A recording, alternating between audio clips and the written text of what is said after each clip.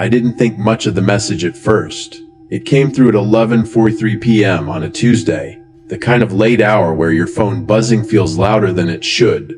I was half asleep on my couch, TV still on, volume low, some crime run playing in the background. I remember glancing at the notification and assuming it was spam. Political text, delivery scams, wrong numbers, I got them all the time. Unknown number, you should have come.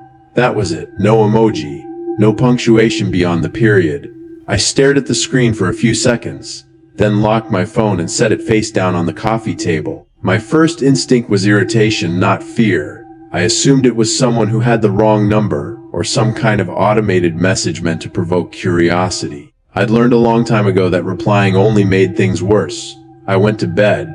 By morning, I had almost forgotten about it. That changed when I unlocked my phone during my commute and saw 3 new notifications stacked neatly beneath each other. Unknown number, you made it harder for yourself. Unknown number, we don't like wasted time. Unknown number, Daniel Carter, my full name. Not Danny, not the shortened version I used on social media and dating apps. My legal name. My stomach dropped in a way that felt physical, like missing a step on a staircase. I pulled my car over to the side of the road and just sat there, hands gripping the steering wheel, rereading the messages over and over. I checked the numbers, all different area codes, one from Illinois, one from Nevada, one from a state I didn't recognize at all. I blocked them all. At work, I couldn't focus. I work in logistics, a quiet office job where nothing ever really happens. That day, every sound felt sharper. Every time someone walked past my cubicle, my shoulders tensed. I kept replaying the past week in my head, trying to figure out who could possibly know my name and number. And then I thought of her. Emily. We matched on Hinge 9 days earlier. Her profile was normal, almost boring. Brown hair, a couple hiking photos, one group shot at a brewery.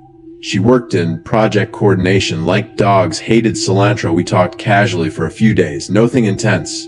No oversharing, no red flags. She suggested meeting for coffee on Saturday evening at a cafe downtown, public place. Well lit, busy. I agreed. Saturday came and she texted me an hour before we were supposed to meet. Hey, quick thing, my car won't start. Would you mind picking me up? I'm super close. I hesitated. I'd never picked someone up for a first date before. It wasn't a rule I followed strictly, but something about it made me uneasy. I asked for her address. She didn't give it. Instead, she said, it's easier if I explain when you get here. Just park behind the building. That's when my gut started screaming. I told her I'd rather meet at the cafe as planned or reschedule. She took a long time to respond. When she finally did, she just said, okay, no emoji, no explanation. I went to the cafe anyway. Sat there for 20 minutes. She never showed. Later that night, I unmatched her. I chalked it up to another awkward dating app story and moved on. Or at least I tried to. By Wednesday night, the messages had escalated. New numbers, same tone. We watched you wait. You looked nervous. You should trust people when they help you. I stopped sleeping. Every time my phone vibrated, my heart jumped. I turned off notifications. Then I turned off my phone entirely. That didn't help. I started imagining vibrations that weren't there. Phantom buzzes in my pocket. My mind filling in the gaps. Thursday evening. I came home to my apartment feeling drained and hollow. I live alone in a second-floor unit of a small complex. Thin walls. Narrow hallways. The kind of place where you hear your neighbors cough and flush and argue. As I unlocked my door, something caught my eye. A piece of paper folded neatly, tucked halfway under my doormat. My name was written on the front. Not printed. Handwritten. Daniel Carter. My hands started shaking so badly I dropped my keys. I stood there for a full minute, staring at the paper, listening to the distant hum of traffic outside, the muffled TV noise from the unit below me. I felt exposed, like I was standing under a spotlight. I picked it up and went inside, locking the door behind me. I checked the deadbolt twice. Inside the paper was a single sentence. Next time, don't make us wait. No signature. No explanation. That night, I slept with every light on. The following morning, I called the police. The officer who came was polite but tired. He looked like he'd heard 100 versions of my story before. Harassing messages, no threats, no clear suspect, no crime. Block the numbers, he said. If it escalates, call us again. I wanted to scream. Instead, I nodded and thanked him.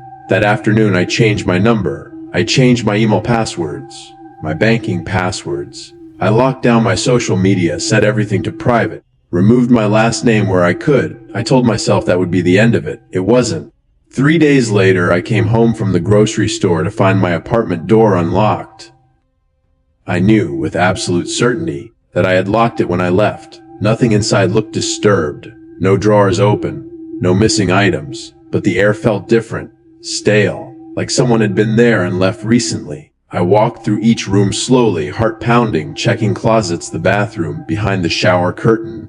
No one was there. On my kitchen counter sat my phone, my old phone, the one with the disconnected number, the one I'd left in a drawer. A screen was on. A single message displayed. We don't need your number. I didn't stay there that night. I grabbed a backpack, my laptop, my wallet, and drove to my brother's house across town. I didn't explain everything. I just said I was having issues with my apartment. I barely slept. At 20:17 a.m., my brother's doorbell rang. Once, then twice. I watched from the hallway as my brother checked the doorbell camera on his phone. No one was there. The next morning, I saw the footage. The camera activated. The porch light flicked on. The feed showed a man standing just out of frame. You could see part of his shoulder. A sliver of his jaw. He was facing the door. He didn't knock. He didn't move. He stood there for exactly 30 seconds. Then he stepped back out of view and the feed went dark. On the third day I received an email from my own address. Subject line, you felt it, didn't you? Inside was a photo. Me, standing in the cafe lobby from the night I waited for Emily. The angle was from outside through the window. I recognized the jacket I was wearing. The way I was looking down at my phone. I threw up in my brother's bathroom. I don't know how long they'd been watching me. I don't know how many times I'd walked past them without noticing.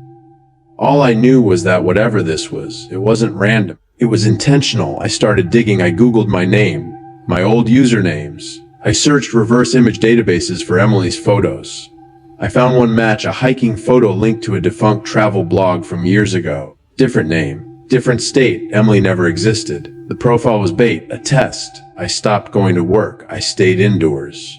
Curtains closed, lights off. I jumped at every sound. My brother tried to convince me to see a therapist. But how do you explain that someone is watching you when you don't know who someone is? A week passed without incident. Then, on a Sunday night, my brother left to stay with a friend. I was alone again. At 12:09 a.m., my phone buzzed. New number. Look outside. I didn't want to. Every instinct screamed not to. But curiosity, that stupid human flaw, got the better of me. I crept to the front window and pulled the curtain back just enough to see the street. A car sat across the road. Engine off. Lights off. Inside, a silhouette. The driver's door open. The man stepped out and looked directly at my window. Even from that distance, I knew he was smiling. I dropped the curtain and backed away, hands shaking, breath coming fast. I called 911 and whispered my address, my voice cracking. While I waited, my phone buzzed again. You passed the test. Then another. Some don't. I heard footsteps on the porch. Slow, deliberate. A knock at the door. Not loud, polite. I stayed perfectly still, phone pressed to my ear. Dispatcher telling me to stay calm, help was on the way. The knocking stopped. Footsteps retreated. When the police arrived, the car was gone. No sign of anyone. No evidence. Just like before, I moved out of state 2 weeks later. New job, new apartment, new name on the mailbox. Sometimes I still get the feeling that I'm being watched. Sometimes I see a car idling too long, a man standing just a little too still. No more messages, no more notes. But I know something now that I didn't before.